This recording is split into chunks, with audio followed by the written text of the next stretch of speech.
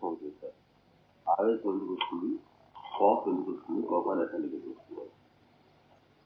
ఏదో ముక్తిని గురించో లేకపోతే బ్రహ్మానుభవం గురించి, ఆత్మ సాక్షాత్కారం గురించి అది ఎట్లా ఉంటుందంటే ఎందుకు వస్తుంది, ఎట్లా వస్తుంది అని అడిగినా అర్థం. మనకు కోపం వస్తున్నది, నా కోపం వచ్చి నా కోపం ఎందుకు వస్తుందని అడుగుతున్నాను. మనకు వచ్చే అనుభవం లేదు. నేను అడగాల్సి వస్తుంది, మీకు ఎందుకంటే కోపం వస్తుంది అని. కోపం ప్రధానంగా మొట్టమొదటి కోపం రావడానికి ఒక మొట్టమొదటి కారణం ఏంటంటే మన ఆహం జరగదు.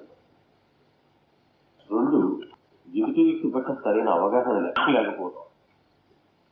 ఈ రెండే ప్రధానంగా కోపానికి కారణం. అందుకని రెండింటిని కలిసి మన వాళ్ళు ఏం చెప్తారంటే అజ్ఞాన జనితం అన్నారు. అది అర్థం కాదు అనమాట. అజ్ఞానం ఏంటంటే అజ్ఞానం అంటే దేని గురించి అజ్ఞానం, ఏం తెలియాలి, ఏం తెలిస్తే కోపం పోతుంది అనే విషయం అర్థం కాదు. చిన్న చిన్నగా మనం చూసేటువంటి కోపాన్ని ఒక ఇన్సిడెంట్ తీసుకొని దాన్ని చక్కగా విశ్లేషణ చేయాలి. ఈ కోపం ఎందుకు వచ్చింది, మన గురించి మనకు ఒక అభిప్రాయం ఉంటుంది. ఇంట్లో ఉండేటువంటి 10 మందిలో కానివ్వండి, లేదా ఆఫీస్లో ఉండేటువంటి 20 మందిలో కానివ్వండి, ఆ పేటలో పక్కన స్నేహితులు, మిత్రులు, బంధువులు ఉండేటువంటి వాళ్ళలో కానీ నేను వాళ్ళ దృష్టిలో ఇలా ఉంటాను అని మనం అనుకుంటూ ఉంటాం. మనకు ఒక అభిప్రాయం ఏర్పడుతుంది. చుట్టుపక్కల వాళ్ళ దృష్టిలో, నాకు పరిచేసిన దృష్టిలో నేను ఫలానా, నేను ఇట్లా, నేను ఇది, నా స్థాయి ఇది అని మనం అనుకుంటుంటాం. నిజంగా వాళ్ళ మనసులో ఏముంటుందో మనకు తెలియదు. వివిధ కారణాలుగా వాళ్ళు మనతో వివిధ రకాలుగా వ్యవహారం చేయవచ్చు కదా.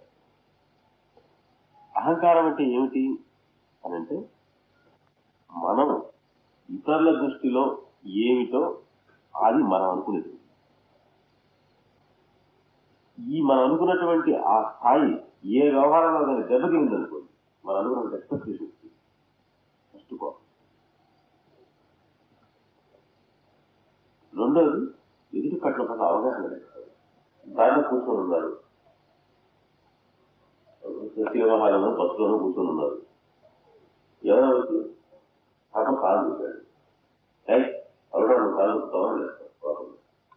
ఆ పక్కన జరుగుతున్న కళ్ళు కనిపిస్తున్నాయా,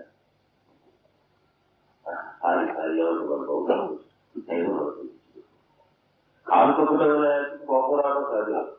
కానీ తొక్కిన వ్యక్తి ఉద్దేశపూర్వకంగా చేయలేదు దాన్ని, అతని గురించి ఒక లోపం వల్ల చేశాడు తెలియదు. కానీ ఆ కోపం కాక దానికి వ్యతిరేకమైనటువంటి జాలి, దయ అనేటువంటి గుణం అవుతుంది.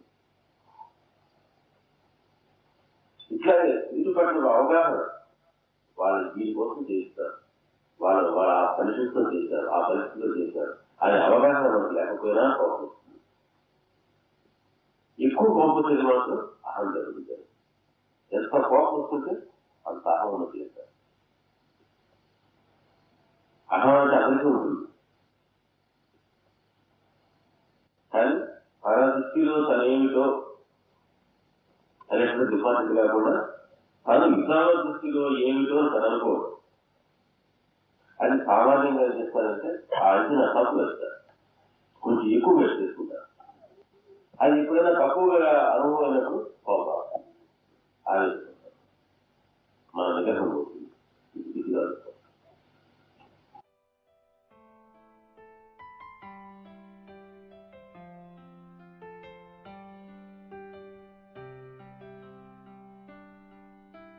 అప్పుడు ఏంటంటే అక్కడుండే కోపం 2 రకాలు ఉన్నాయి. మన కింద పనిచేసేటువంటి వ్యక్తులు కానివ్వండి, మన ఇంట్లో తమ్ముళ్ళు లేదా మన పిల్లలు కానివ్వండి, వీళ్ళు కానీ మనం చెప్పిన మాట వినకపోయినా లేదా తప్పు చేసినా కూడా కోపడతాం. కానీ ఆ కోపం వెనక ఏమవుతుందంటే సంతృప్తి, ప్రేమ. ఒక్కోసారి కోపడాలి కాబట్టి కోపడతాం. చాలా వేరే జరుగుతుంది. సరైన అవగాహన ఉంటే మాత్రం కోపడాలి కాబట్టి కోపడతాం. కూతురు కోపడడం ఉపయోగం కదా, కోపడాలి. కానీ మళ్ళా నెక్స్ట్ మినిట్ మళ్ళీ మంచిగానే మాట్లాడాలి, ప్రేమగానే మాట్లాడాలి. ఈ కోపం అహం దగ్గర ఎప్పుడు అహం దగ్గర అవుతుందంటే, ఒక పై అధికారి ఉన్నాడు, కింద మీకు ఒక పని చెప్పి అతను చేయకపోతే అది అవిధేయత కింద తీసుకుంటే మాత్రం అప్పుడు అహం జరుగుతుంది. వాడి దృష్టిలో నేను పై అధికారి, నేను యజమాని, వాడు నా మాట వినకపోవడం నన్ను ఇన్సల్ట్ చేసినట్లే, నన్ను అవమానం చేశాక అనేటువంటి విషయాలు రాగానే నిజంగా వ్యాపారం నష్టం రాకపోయినా విషయంగా వాళ్ళు వినలేదు కాబట్టి మన అహం జరగలేదు కాబట్టి కోపడతాం అప్పుడు మాత్రం వాళ్ళకి ఖర్చు పెట్టుకుంటాం ఎప్పుడు టైం తీసుకోవాలి ఎలిమినేట్ చేద్దాం అనుకుంటాం అది మా చిన్న పనిచేసినటువంటి వ్యక్తి వాళ్ళ యొక్క డ్యూటీ సరిగ్గా చేయకపోతే వాళ్ళ డ్యూటీని వాళ్ళకి సరిగ్గా చేయించడానికి కోసమే ఒకసారి ప్రేమగాలు మాట్లాడాలి ఒకసారి కోపంగాలు మాట్లాడాలి రకరకాలుగా మాట్లాడాలి. నెక్స్ట్ సెకండ్ వాళ్ళ మామూలుగా లీవ్ రాకపోతే ఎట్లా ఉంటుందంటారు నీటి మీద రాసి గీతలాగే ఉంటుంది కోపం రాసినంత వరకు గీత కనిపిస్తుంది నీటి మీద లీవ్ చూసినప్పుడు ఎక్కడ ఉంటుంది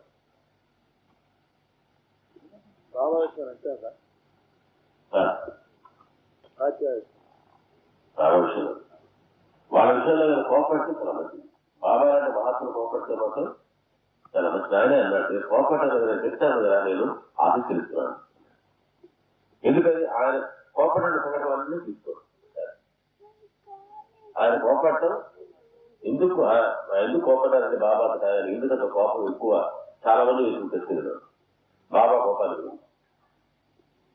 ఒకసారి బాబా చరిత్ర తీసుకోవాలి. ఆయన ఈ సంఘటనలో ఆయన కోపడ్డాడు, ఇదిగో ఈ సంఘటనలో ఆయన కోపడ్డాడని చెప్పి మొత్తం ఒక ఇష్టం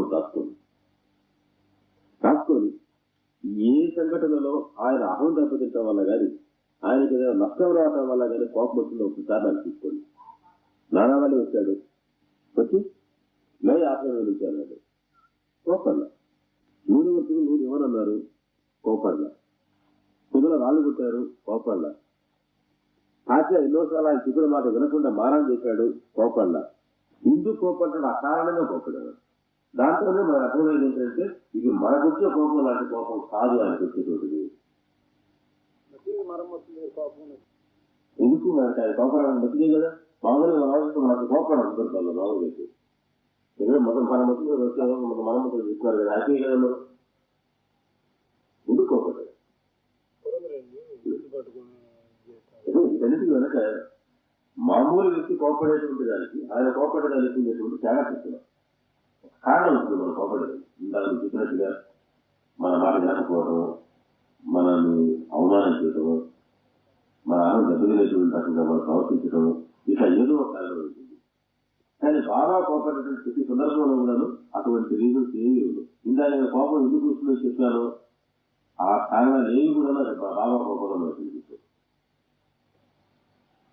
చాలా పాము కలిసింది చూస్తున్నాడు, మిగిలిన గట్టి కోపం పెట్టాడు, ఎక్కేమంటే నేను చేయలేదని ఉన్నాడు. ఎవరంటున్నాడు ఆయన పాములో ఎందుకు కోపం పాము కలిసి బాధపడుతుంటారు, ఎందుకు కోపట్టడం ఎవరైనా కోపడతారా అసలు. నిజంగా కోపం ఉన్నా కూడా చాలా శాంతం చాలా ప్రేమ నటిస్తారు మామూలుగా అయితే ఏదైనా దొరకగా ఉంటే. ఇంకా అట్లా కాకుండా పాము కలిసి బాధల్లో ఉంటే అయ్యో పియ్యో మరని వస్తే ఆయన కోపట్టడం అసలు మామూలుగా చెప్పడం వల్ల ఎవరో కోపడాడు కానీ కోపడ్డాడు. ఆ కోపట్టడం వల్ల వాడి ఆ పాము కట్టిన విషయంలో బయటపడ్డాడు, ముఖ్యంలో బయటపడ్డాడు. అది మామూలు కోపం.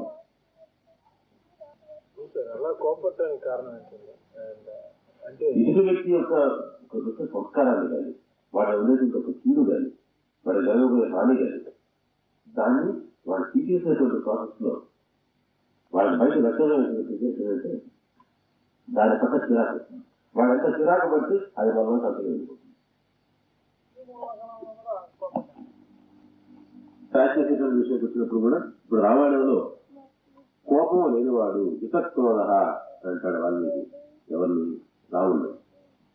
కానీ రామాయణ చదువుతూ ఉన్నట్టయితే మనకు ఎన్నోసార్లు విపరీతంగా కోపడే సందర్భాలు మనకు కనిపిస్తారు. రాముడు మనం ఒక పక్కన కోపాన్ని జయించిన వాడు అంటున్నాడు, ఊరుకుర్తులో కోపడుతున్నాడు ఏమిటి ఏనా కాబట్టి అంజన రైతు ఉండాలా అన్న తప్పు ఉండాలా ఉండదు అని అనుమానం మామూలు కలుగుతుంది.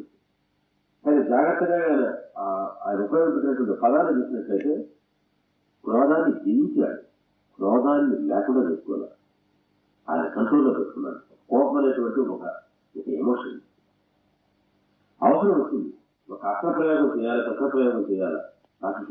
వాడి మీద ప్రేమగా శాంతంగా ఉంటే అర్థం వస్తాడు కదన్నా, నీలో కూడా అవకాశం ఉన్నా దానైనా అని చెప్తాడు తొంభాడు.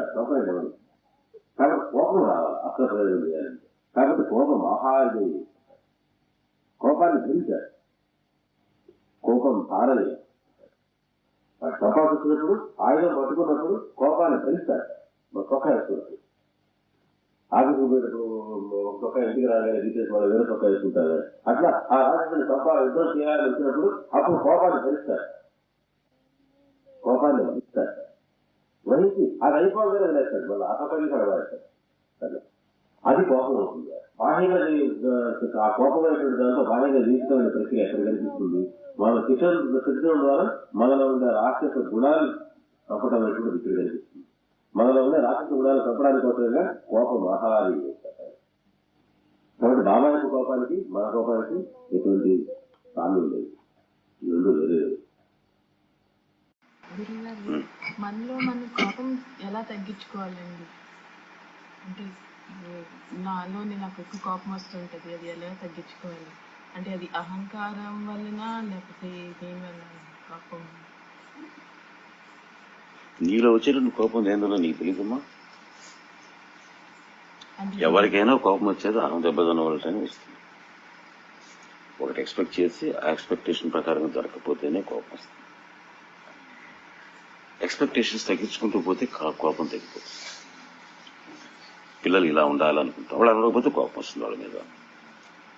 భర్త ఇలా ఉండాలనుకుంటాం, వాళ్ళు ఉండకపోతే కోపం వస్తుంది. ఆఫీసులో వాళ్ళు ఇలా ఉండాలనుకుంటాం, ఉండకపోతే కోపం వస్తుంది. సత్సంగంలో పక్కన వాళ్ళు ఇలా ఉండాలని ఎక్స్పెక్ట్ చేస్తాం, లేకపోతే కోపం వస్తుంది. వస్తే వచ్చిన కోపాలు ఎక్స్పెక్టేషన్స్ అంతా. మన ఎక్స్పెక్టేషన్స్ ప్రకారం చుట్టుపక్కల వాళ్ళందరూ ఉండాలని వాళ్ళకి ఉంటాయి ఎక్స్పెక్టేషన్స్. వాళ్ళ ఎక్స్పెక్టేషన్ ప్రకారం మీరున్నారా?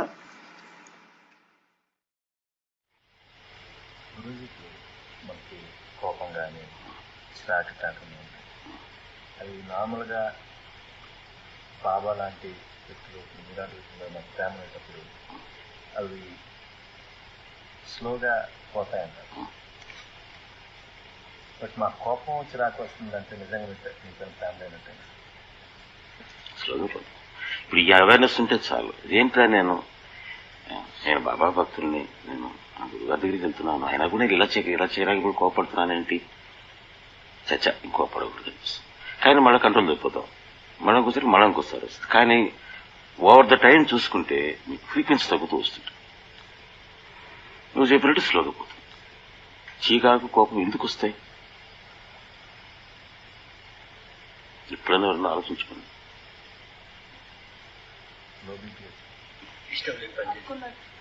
నాకు ఇష్టం లేని పని చేసినప్పుడు, ఇంకా ఇష్టం లేని పని చేస్తే కోపం రావటం రీజనబుల్నా? అదే రీజనబుల్ అన్నప్పుడు మనం బాబాకి ఇష్టం లేని పనులు 100 చేస్తున్నాం, మరి ఆయనకి మన మీద కోపం రావటం రీజనబుల్లా కాదా? రాదే, ఆయనకి రాకూడదు. మళ్ళా మేము ఇలాగే ఉంటాం బాబా, మేము ఏం చేసినా సరే మమ్మల్ని ప్రేమగా చూడు బాబా. అది ఎలా? అదేం ధర్మం అయ్యా? అదేం న్యాయం అయ్యా?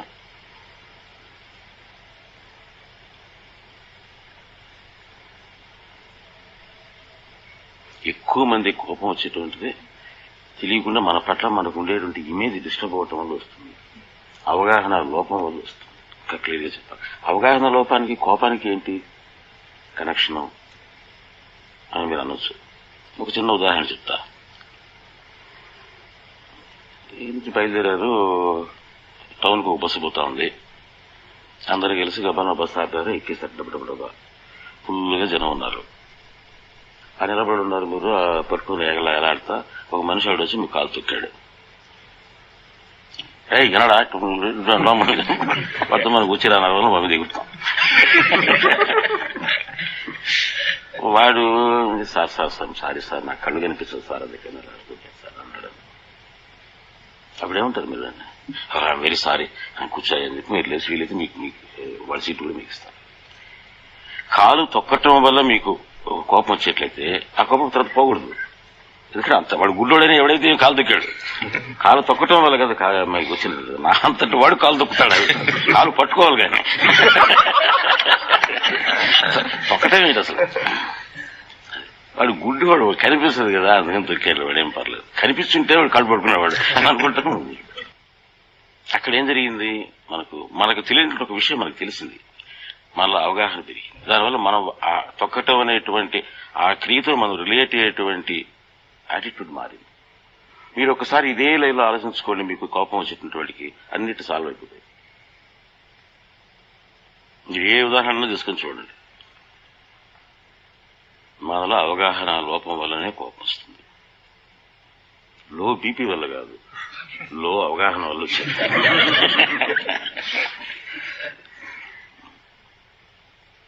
ఇంకా మీ ఎవరికి వాళ్ళు అప్లై చేసుకోవాలి. ఎందుకంటే ఒక్కొక్కరికి ఒక్కొక్క కారణం ఉంటుంది కోపం వచ్చినప్పుడు.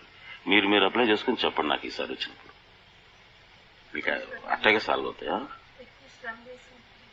శ్రమ చేసినప్పుడు వస్తుందా? శ్రమ చేసినప్పుడు అలసట వస్తుంది.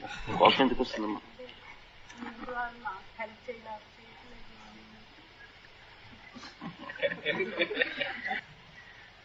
వాళ్ళు ఎందుకు చేయటం లేదు, వాళ్ళది ఎందుకు చేయటం లేదు అని అవగాహన అనే లోపం వల్ల నీకు వస్తుంది.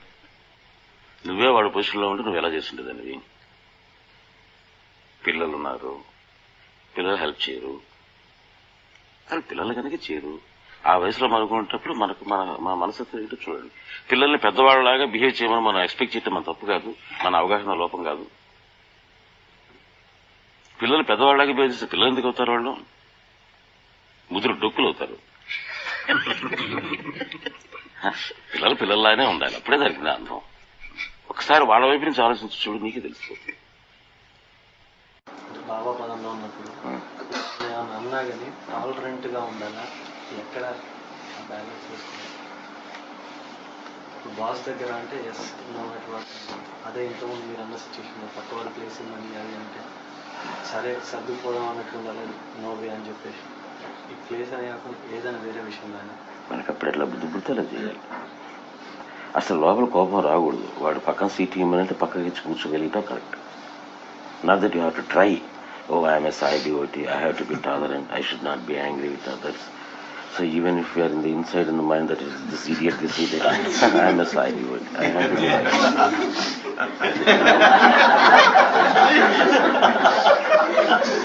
that is not correct. A real Sai devotee doesn't even occur. Lonely తప్పులు పోగొట్టుకున్నాను ట్రై చేసేటప్పుడు ఏ తప్పులైనా కోపం రావడం కానీ ఇంకేమైనా కానీ అవి ప్రయత్నించేటప్పుడు అది కూడా బాబాకి దగ్గర అవుతుంది. ప్రయత్నిస్తే దగ్గర అవుతుంది.